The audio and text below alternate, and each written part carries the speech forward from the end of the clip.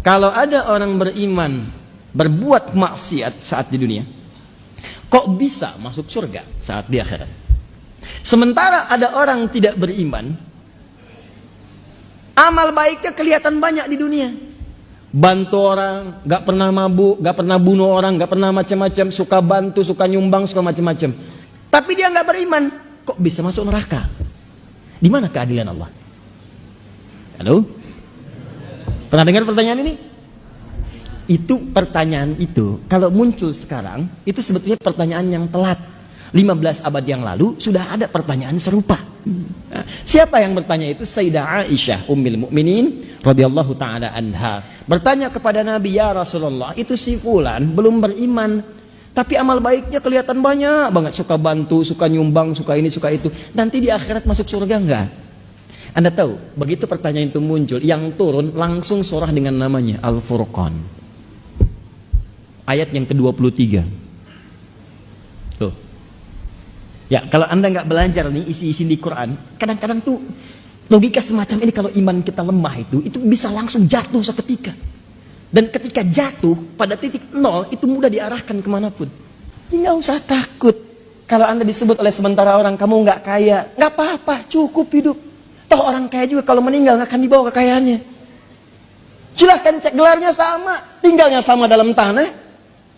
Nggak percaya silahkan dia meninggal, antum meninggal, sama aja. Gak ada orang dikuburkan dengan mobilnya, dikuburkan dengan handphonenya, dengan rumahnya, dengan kebanggaannya. Gak ada. Kenapa? Karena yang dibawa ketika dia pulang ke tempat lain bukan bekal dunianya. Ini habis, tinggal. Apa yang dibawa ke akhirat? Yang dibawa itu bekal amal akhirat, bukan dunia. Jadi tidak adil kalau ada orang ke akhirat bawa bekal dunia, itu gak adil. Yang adil itu siapkan bekal akhirat. Begitu kamu ingin ke sana, bawa bekal itu. Jelas?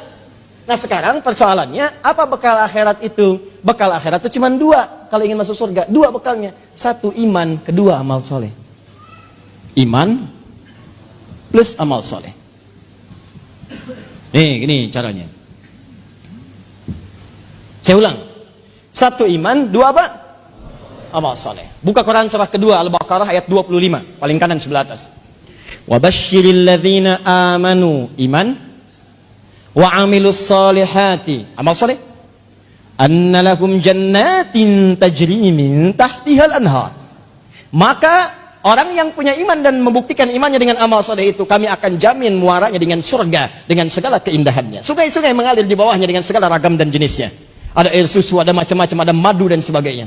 Maka kalau Anda ingin masuk ke surga, bekalnya cuma dua. Satu apa? Iman. Kedua apa? Amal soleh. Ini bekalnya. Pertama iman, diberikan bekal semua yang lahir itu membawa iman dalam dirinya. Cuman yang merubah itu lingkungannya. Kullu mauludin yuladu 'alal fitrah. Semua yang lahir dari rahim manusia manapun membawa fitrah. Fitrah diantaranya apa? Keimanan. Dari mana taunya? Buka Quran surah 30 ayat 30. Fa'aqim wajhaka lid-dini hanifa. Hadapkan dirimu kepada din yang sesungguhnya, yang lurus, yang benar. Apa itu din? Islam. Tahu dari mana? Quran surah ketiga ayat 19. Inna dina indallahil Islam. Teruskan ayat yang tadi. Fa'akim wajhaka lid-dini hanifa. Din Islam. Fitratallahi allati fataran nasa 'alaiha. Itulah fitrah yang Allah berikan pada setiap manusia. Dia orang itu semua lahir ada fitrah. Fitrahnya itu beriman. Cuman sayang kata Nabi, kullu mauludin yuladu 'alal fitrah fa abawahu yuhawwidani au yunassirani au yumajjisani. Maka lingkungan abawa itu bukan cuma orang tua. Kadang orang tuanya muslim, disekolahkan di tempat yang bukan islami, terbawa, pindah keyakinan, iman hilang. Itu jadi masalah. Gaul di tempat orang yang tidak beriman, ke bawah. Ngobrol, diskusi, ke bawah. Pindah, hilang keimanan. Itu, bekal iman tidak ada, tinggal amal soleh. Apa bentuknya amal soleh? Nih, banyak. Setiap kegiatan kita berpeluang jadi amal soleh kalau dilakukan dengan iman. Contoh, mau duduk? Bismillah. Begitu saya duduk, itu kalimat bismillah ya, itu yang menjadikan duduk saya mendapatkan pahala. Itu yang disebut dengan amal saleh. Nah yang jadi persoalan, yang tadi itu yang pengen ke surga, dia berhasil dengan aspek yang lain, buat baik. Cuman dia nggak punya iman. Iman itu yang menjadikan amal jadi soleh. Kalau nggak ada iman, amalnya tidak disebut soleh. Amal aja.